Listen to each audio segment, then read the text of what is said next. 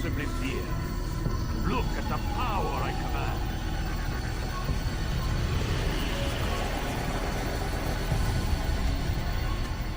Al-Mualim Origins. Old Man of the Mountain, aka greatest assassin leader in history, explored. Nothing is true, everything is permitted. 15 years ago, we learnt of this part of a creed that spawned one of the greatest stealth action franchises of all time. Assassin's Creed might not be what it was in its heyday, but it achieved something in its early days that is hard to find in a game, and that is storytelling perfection.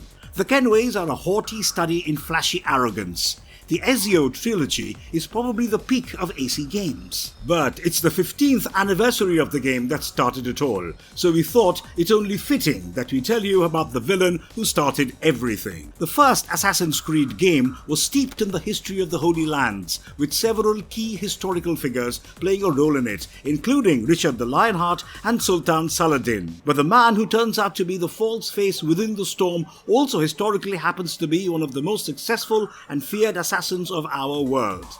Rashid al-Din Sinan was, on paper, a Nizari Ismaili missionary whose life began in Basra, but by the time he died in 1193 AD, his enemies knew him as Sheikh al-Jabal, or the Old Man of the Mountain. This notorious assassin leader was responsible for the death of the King of Jerusalem and is also the primary influence for the mentor of Altair ibn la-Ahad. So, without much further ado, this is Al-Mualim's Origins explored. Oh, and stay till the end of this video to find out all the ways in which the game connected his real life to its own lore. Before we go into our explanation, we have a very small request. If you like our content, please support us by subscribing to our channel. This is a small click for you, but for us, it means a lot. Thank you. Let's begin. And this is why, so long as men maintain free will, there can be no peace. A mentor, a father figure, and a master manipulator. Al-Mualim in the AC games. What kind of teacher stabs his student with a golden knife to teach him a lesson? Well, the answer is Al-Mualim. If you've played the very first game of Assassin's Creed. In Arabic, Al-Mualim means the mentor, and that is exactly what he served as throughout that seminal game, right up until the end, that is. Al-Mualim was introduced as a stern yet forgiving, lenient yet strong-willed, ruthless yet kind old man whose wisdom in war shone through the Templar invasion of Masyaf. When Altair ibn la-Ahad failed his mission to retrieve an artifact of unknown value from Solomon's temple in Jerusalem, he didn't just fail his mission, he also violated every tenet held sacred by the creed of his brotherhood. You have already broken 2 tenets of our creed. Now you would break the 3rd. Do not compromise the Brotherhood. I am your superior, in both title and ability. You should know better than to question me. That brotherhood is the Order of Assassins, and Al-Mualim is its leader. The mentor was justifiably outraged at his best protege's failure and violation of all 3 tenets of the Assassin's Creed, but his wrath was subdued for the time being by the success of Altair's brothers, where he himself had failed. Success came at great cost, however, as not only had the survivor Malik lost his brother to the Templars and Altair's arrogance, he would soon lose his own left arm as well, and while he managed to recover the artifact, he couldn't stop the Templar Robert de Sable from following him. With Masyaf village ruined and the mountainous fortress besieged, the Order of Assassins rallied to their mentor's orders, who managed to quickly and efficiently deploy his students, even the returned failure Altair. Robert de Sable surrounded the castle gates, filled its causeway with his knights, and executed Malik's brother in front of the assassins, threatening them with a long siege they would not be able to endure. Al-Mualim's response to Robert was for him to do just as he pleased, for death's embrace is something his students welcome. They did not fear it. My men do not fear death, Robert. They welcome it, and the rewards it brings. To prove his point, he had 3 of them take a leap of faith from a massive ledge with seemingly nothing underneath it to break their fall, telling his children to go with God. In reality, the 3 assassins, including Altair, were meant as an ambush force that would unleash Masyaf Castle's true defenses on the Templars. And so it was. The knights incurred heavy losses and Robert was driven from the village, but the mentor's work was not done yet. After fending off the invaders, al-Mualim publicly chastised Altair for his treasons, telling him his words betrayed his actions. The assassin spoke of still being loyal to the Brotherhood, and yet he had broken its every creed in pursuit of his given goal. For that, the mentor branded him a traitor and stabbed him with a golden ritualistic knife in front of all present at the castle. But you guys should know by now that if the protagonist of a game dies a few minutes into it, then death isn't exactly going to stick. Which is exactly what happened to Walter. The confused assassin questioned his mentor as to why he was still alive when he felt death's embrace, to which al-Mualim replied that Altair only saw what he wished for him to see. The mentor lectured his disciple on their true cause, achieving peace in all things, and then calling him out for not adhering to it by acting brashly and without thinking at Solomon's temple. He demoted Altair of his rank and stripped him of his weapons, save his hidden blade. Now a novice, the mentor's star disciple was sent out on a quest to redeem himself, or so he told him. His first task was to identify the traitor who opened Masyaf's gates to Robert's forces, and the only help al-Mualim gave Altair was letting him know that they had been betrayed. He told his student that he would have to prove that he had not forgotten his teachings and track the target himself, using nothing but the first weapon an assassin receives, and his wit and will. Al-Mualim seemingly knows who the traitor is, but sends his students on this mission regardless, as he deems it a necessity. Altair is able to accomplish his mission and flush out the traitor, presenting him to the mentor for justice, and after having his overtures for penance denied, al-Mualim administered it by thrusting a sword through the traitor's heart. He hands the same sword to Altair, restoring a rank and a weapon to him, and then tells him of the true purpose. Al-Mualim has a list with 9 names on it that are apparently ensuring that the Third Crusade does not die out and carries onwards until a clear victor emerges. He tells his student that he must kill these 9 people if he wishes to sow the seeds of peace within the Holy Lands, and in doing so, he might just find peace himself. Hold here a list. 9 names adorn it. 9 men who need to die. He also tells him that he will have to liaise with the local bureau leader, which is an outrage to Altair, but al-Mualim informs him that this is the price he pays for his own insolence.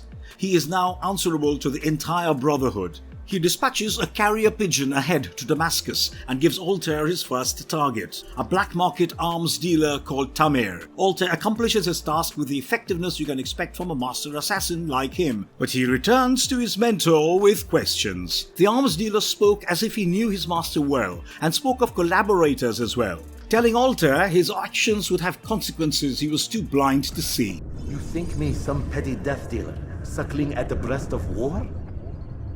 A strange target, don't you think? Why me, when so many others do the same?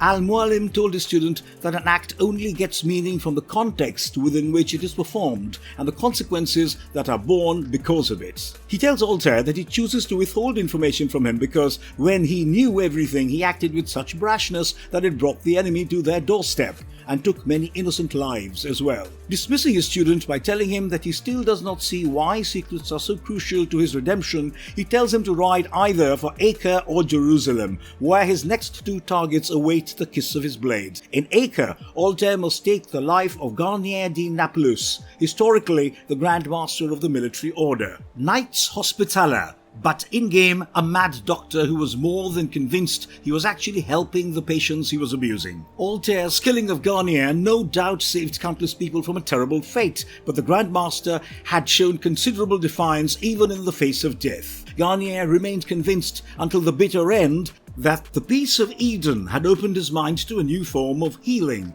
which is what he was administering to his mentally ill patients, and his conviction was enough to make Altair question his mentor. The doctor insisted his work was noble, and looking back, those who were supposedly his captives seemed grateful to the man. Not all of them, but enough to make me wonder. Al-Mualim once again explained the philosophy of the world to his child. He spoke of how leaders often find a way to lead and inspire loyalty among their subjects. When that failed, they turned to other means of persuasion like money, women, and drugs. Al-Mualim tells Altair of certain herbs which can alter the mental state of a man when administered, and also tells him how their enemies accuse him of doing the same to his brothers. Altair accepts the fact that drugging someone can cause them to become blind to their own circumstances and move on to his next target, which is a slave trader from Jerusalem called Talal. Once again, the assassin is left conflicted by his victim's last words, as the man who helped perpetrate humanity's worst crime to the world also made a fair point. Why would he be turning addicts and lepers into slaves when they were no good? Talal told Altair that his work served a higher purpose, just like al-mualim. The only difference was at least his eyes were open. Talal tells Altair that he doesn't yet see the bigger picture behind the quest his mentor has sent him on, but he would soon enough. Do you see the irony in all this? No, not yet it seems. But you will.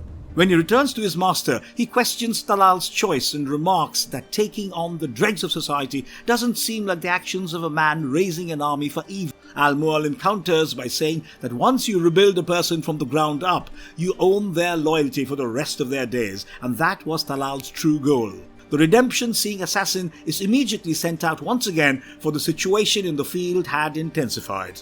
King Richard had begun his march towards Jerusalem, and Saladin was marching to meet him at Arsuf. Altair suggested that he could personally end the Third Crusade in one fell swoop by assassinating both Richard and Saladin, but al-Mualim redirects his focus towards their governors and financiers instead. And yet, after every success he tastes, Altair is left with more questions than answers. When he kills Abu Nugud, the merchant king of Damascus, he is shocked to learn that even this man does not regret a single thing he has done. Moreover, the glutton actually compared himself to Altair, which pissed the assassin off, but Abul had a valid point. Everything he was doing was motivated by the goal of securing ultimate peace for the region at the cost of a few lives. And yet, each life he took claimed to be fighting for that same peace. Cannot stop us. We will have our new world.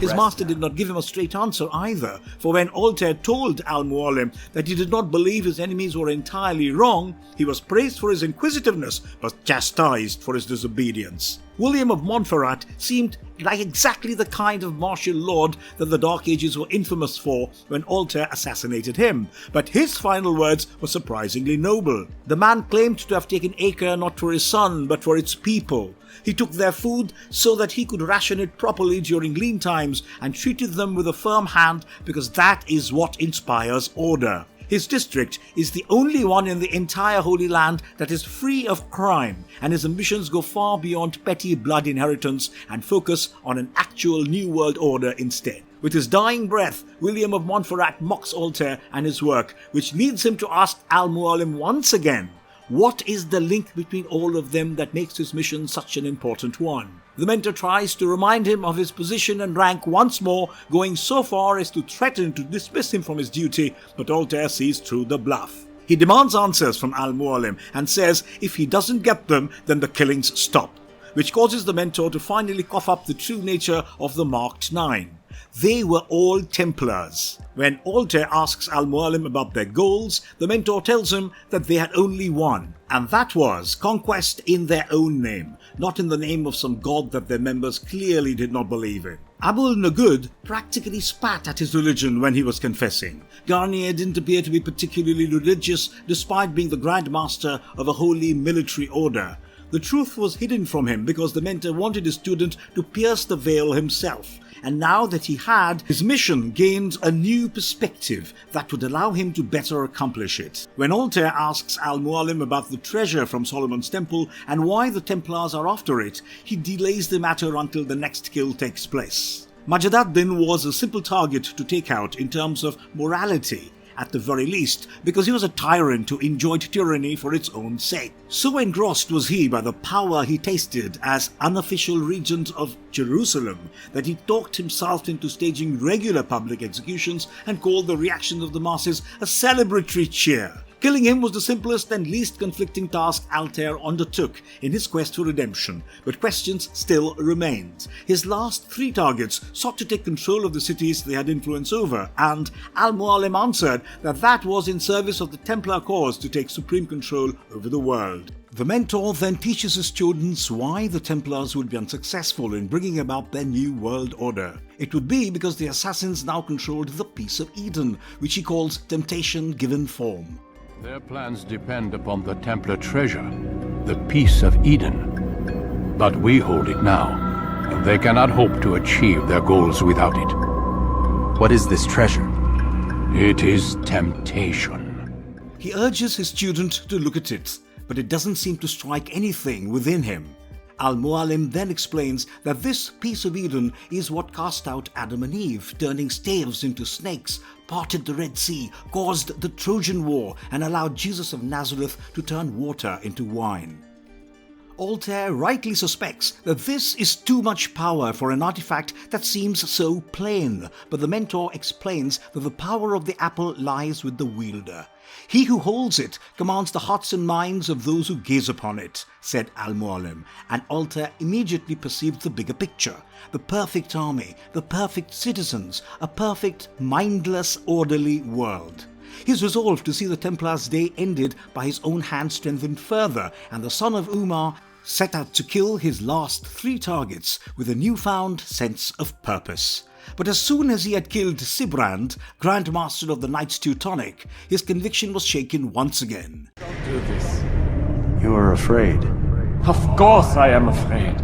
The man regretted dying, sure, but it was because he insisted that organized religion was a lie and that there was no afterlife.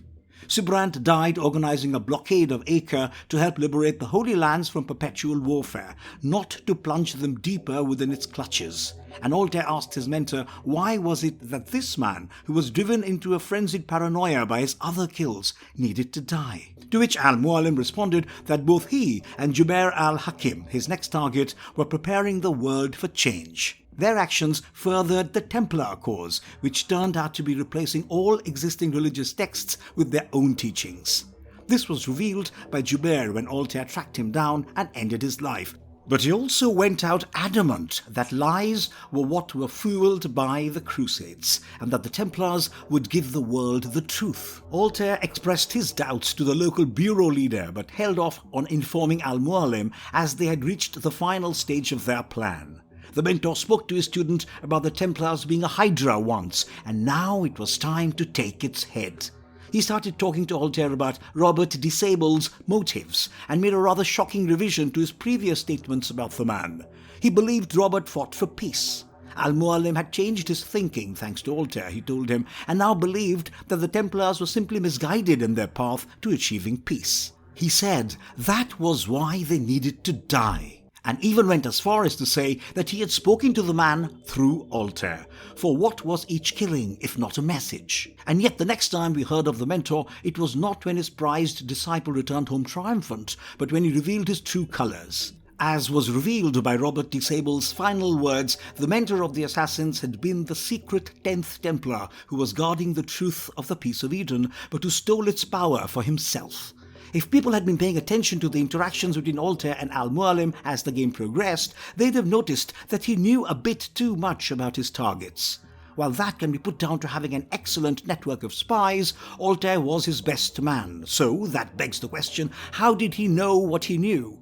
The answer, of course, was he had known all along. 2011's Assassin's Creed Revolutions has these really neat memory-within-memory sequences where you are basically playing through Ancestral Inception. The first sequence follows Altair's life 2 years before the Battle of Arsuf, which is where he killed Robert Disable. In that sequence, a man called Haras ends up betraying the assassins and holding Al-Mualim hostage on behalf of the Crusaders. If you pay attention to the dialogue that plays out as the mission is progressing, Haras is taunting Al-Mualim about his search for the artifact and berates him for not sharing his true ambitions with his brothers. Altair manages to kill the traitor and free his mentor, even giving Haras a chance to salvage his dignity. Al-Mualim asks him why he did that, even though he would not do the same for Altair. The assassin simply replied that everyone deserved to know some kindness in death, and it wasn't his place to rob him of that. Seeing his maturity caused al-Mualim to remark that it filled him with pride and sadness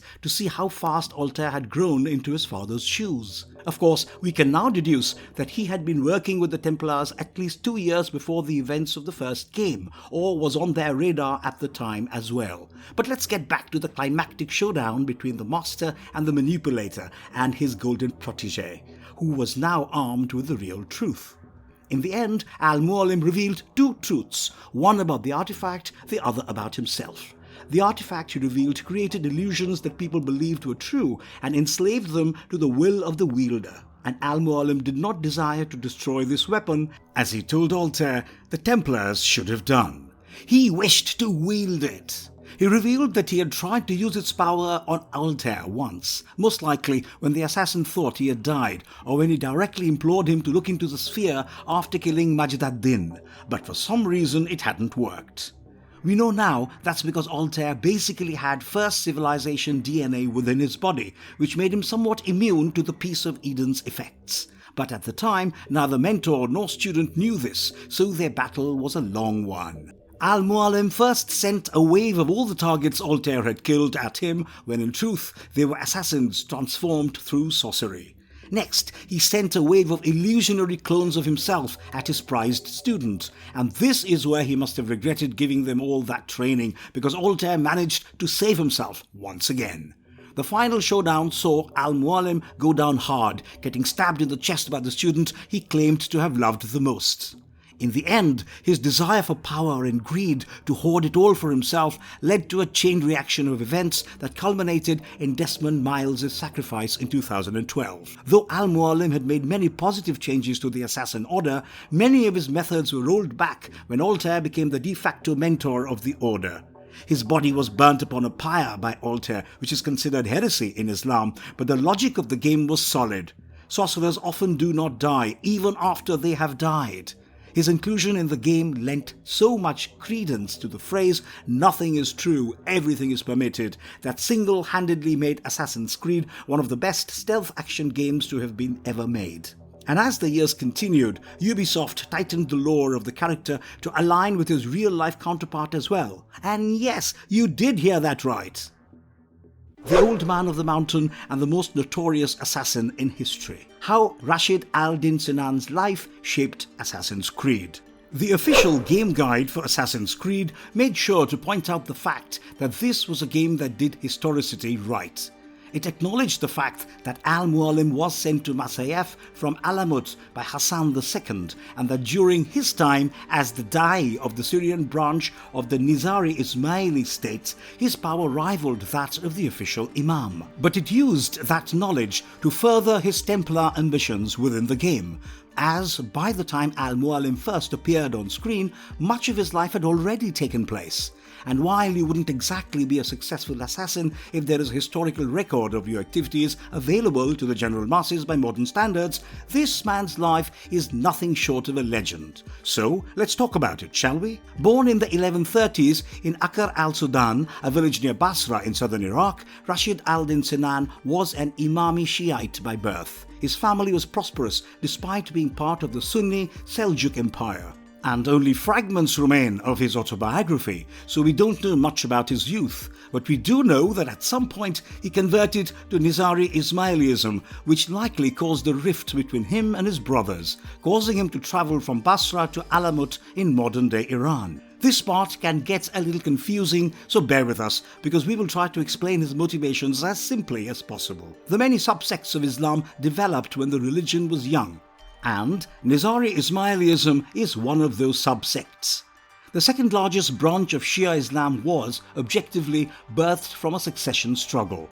The Fatimid Caliph Imam al-Mustansir Billah had publicly appointed his son Nizar as his successor, but after his death, his throne was usurped by his army commander al-Afdal Shahanshah in a coup that installed his own brother-in-law al-Mustaili as the next Fatimid Caliph instead. Nizar fled to Alexandria and proclaimed himself the true Caliph Imam and gathered enough supporters to muster an army and also birth an entire religious subsect, Nizari Ismailism. Nizar gave battle to al-Mustaili's forces but was defeated in the field by al-Afdal, who took him prisoner.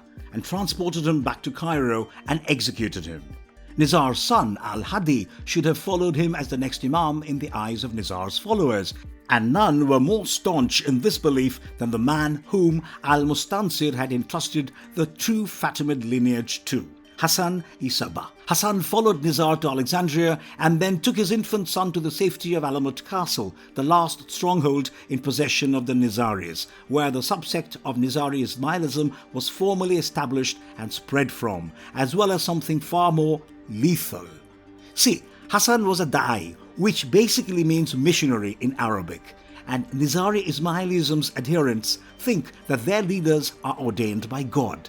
Thus, the position of a religious missionary becomes an important political tool, as they are technically second-in-commands for the Imam. And so, Hassan-i-Sabah effectively became the regent for the young al-Hadi. Throughout his lifetime, he struggled to see his people safely settled well anywhere, because the Nizaris were historically persecuted from all sides. So, Hassan made two crucial decisions about his small theocratic states.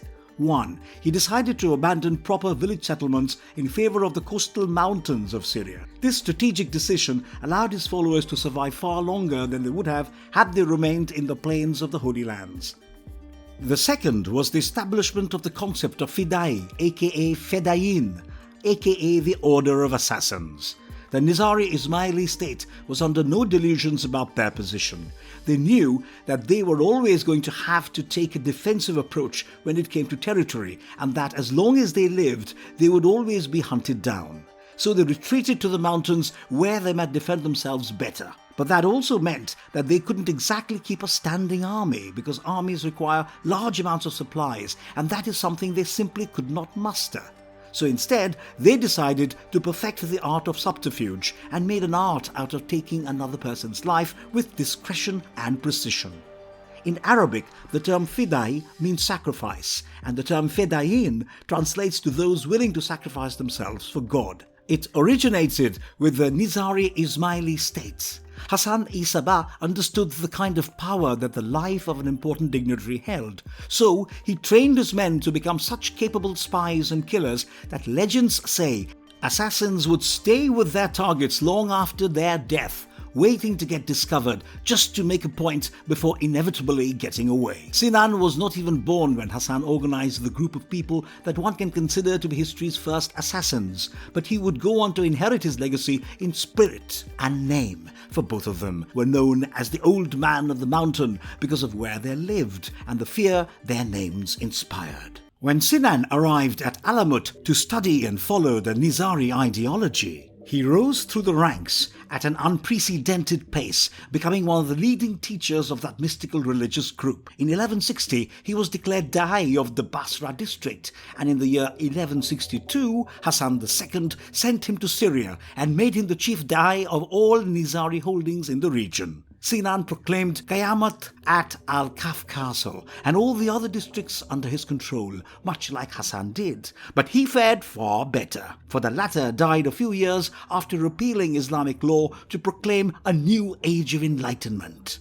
Where the true leader of the Nizari Ismaili state was killed by his own people, Sinan emerged as one of the stronger Da'is ever produced by the state, with his followers treating him like a semi-divine figure. The developers at Ubisoft smartly used this reverence for Sinan by Nizari Ismailis as a plot point for al-mualim, where they called his move to masyaf an indicator of his true kingly ambitions.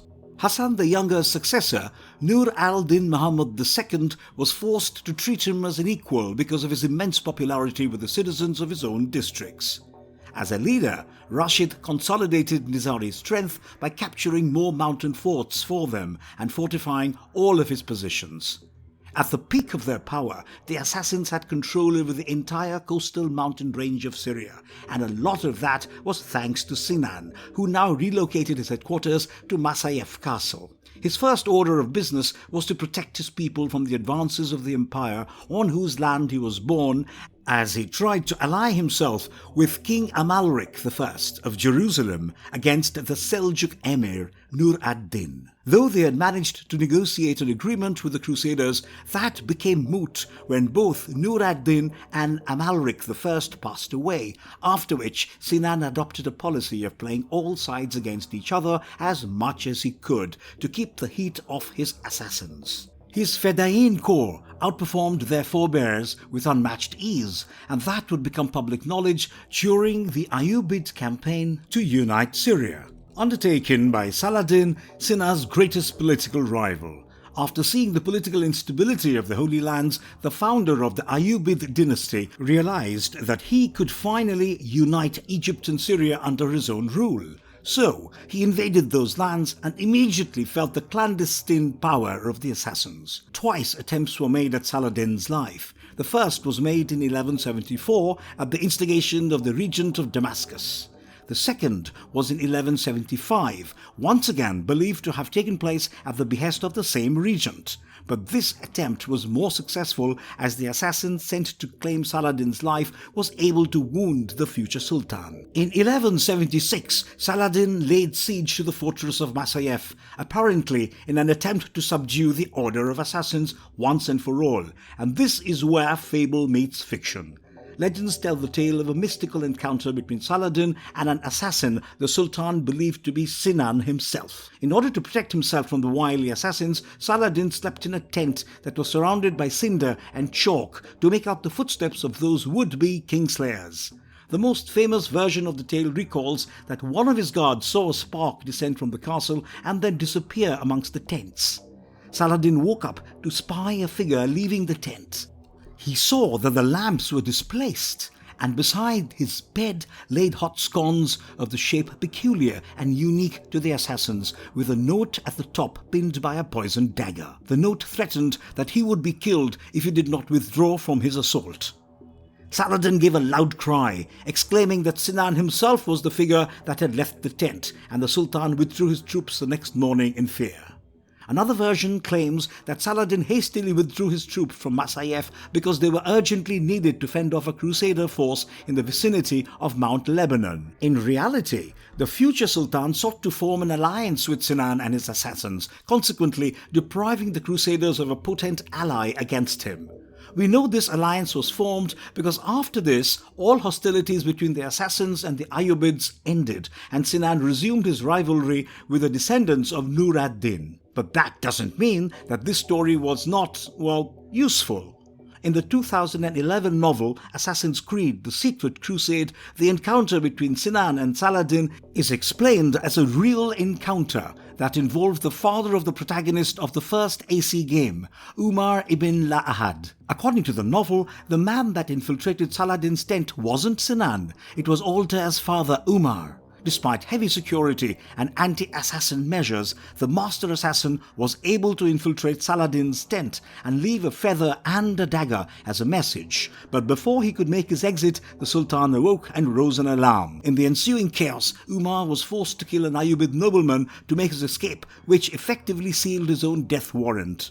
The Saracens forced to parley with the assassins the following morning, revealing that they had captured their spy, Ahmad Sofyan, and would kill him if they did not give up the man who tried to attack the Sultan. Umar, being a man of honor, accepted his fate gladly and only asked for one thing in return: that his mentor looks after his son and takes him on as a novice. Though al-mualim was reluctant to do so, he eventually relented, and despite his later fall from grace, he honored his arrangement with Umar. Altair was taken on as a novice and raised at Masyaf Castle to become an exceptional assassin whose skills and wisdom far surpassed his father's. The last two great acts of Rashid al-Din Sinan's life have solidified him as a leader who was as loved by his followers as he was feared by his enemies. In the year 1191, Sinan commissioned the successful assassination of Conrad of Montferrat, the elected king of Jerusalem.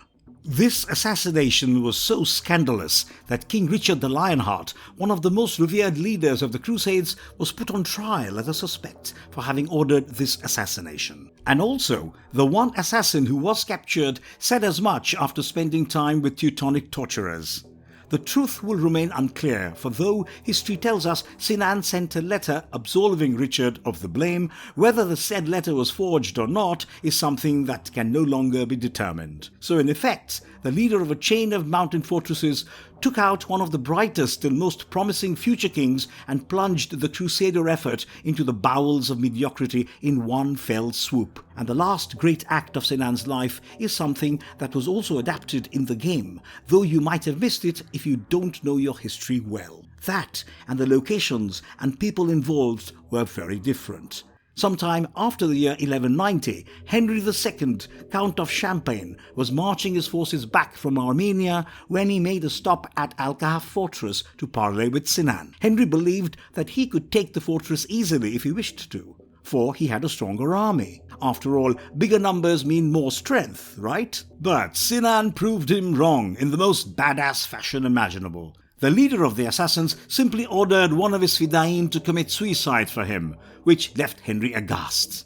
When he ordered a second one to follow him, and Henry saw the man do as he was instructed with no hesitation, he realized why Sinan's meager army was far stronger than his. This compelled him to sign a peace treaty with the man and leave before he changed his mind. This legend probably inspired the opening Templar attack on Masyaf Castle, as al-mualim uses similar phrasing in that encounter, specifically using the phrase "go with God." In the legends, his fida'in would scream out "God is great" in Arabic before making their leap to death. See what we did there? In the game, Henry was replaced with Robert de Sable, Al-Kahf was replaced with Masyaf, and the assassins he sent to their deaths didn't actually die. They just launched a sneak attack on the Templars. Rashid al-Din Sinan passed away at the Al-Kahf in 1193, the same year as his friend and foe Sultan Saladin, and was buried in Salamaya. He had served as one of the most enigmatic yet most effective leaders of a sect of people whose very existence seemed doomed from the beginning. And yet they were able to not only survive but thrive for a time thanks to him. Though his depiction and death in the AC games are far removed from his real-life story, it is a mirror that more closely reflects the truth than most others. Marvelous verdicts. As a human being, Rashid al-Din Sinan was probably the smartest man of his age. He managed to not only fortify and successfully defend 9 fortresses in the mountains of western Syria, but he was also responsible for the deaths of countless nobility on both Crusader and Saracen sides, and can claim the scalp of at least one king. Under him, the assassins were at their strongest and most active, for after his death, they ended up losing whatever standing they had pretty quickly. The last known assassin submitted to the Mongols when they invaded Syria, and that was that for them.